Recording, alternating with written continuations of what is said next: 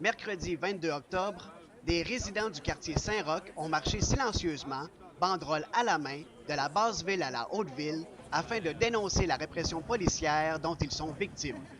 Aussi, ils demandent la création de certains services qui pourraient freiner la stigmatisation des marginaux. Le but de la manif, dans le fond, c'est de revendiquer contre la répression policière, mais dans le but, on préconise, dans le fond, les solutions comme les sites d'injection supervisée, la clinique juridique, et j'en passe, les règlements municipaux.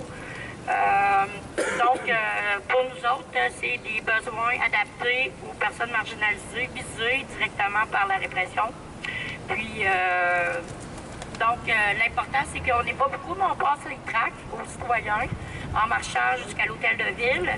Puis, Parmi les services demandés, une clinique juridique.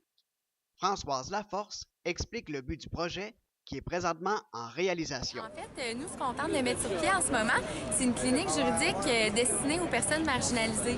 Donc, pour les aider à défendre leurs droits, puis aussi à régulariser leur situation juridique. Parce qu'en ce moment, il y a quand même un gros manque de ressources là, pour ces gens-là qui, malheureusement, reçoivent énormément de contraventions, vivent des situations de profilage social, des choses comme ça. Le Centre de justice de proximité, eux, ce qu'ils vont faire, c'est donner des informations juridiques. Donc, on peut aller les voir là-bas quand on a un problème, par exemple, au niveau d'un divorce, au niveau criminel, au niveau des pénales. Aussi, on peut aller poser toutes sortes de questions en lien avec le droit. Par contre, nous autres, à la clinique juridique communautaire, ce qu'on va faire, c'est qu'on va aller dans l'accompagnement des personnes. Donc, on va aller, par exemple, avec la personne contester sa contravention. On va aller avec elle à la perception des amendes pour prendre une entente qui soit adaptée. On va négocier avec la perception aussi pour essayer d'avoir quelque chose de plus accessible aussi.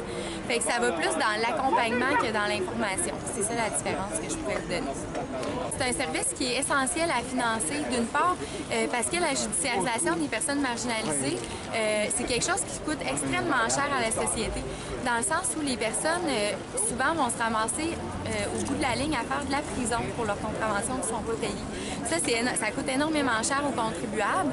Donc, le fait d'agir en amont, de régulariser la situation juridique de la personne avant que ça n'en arrive au mandat d'emprisonnement, c'est bénéfique pour tout le monde, même au niveau économique.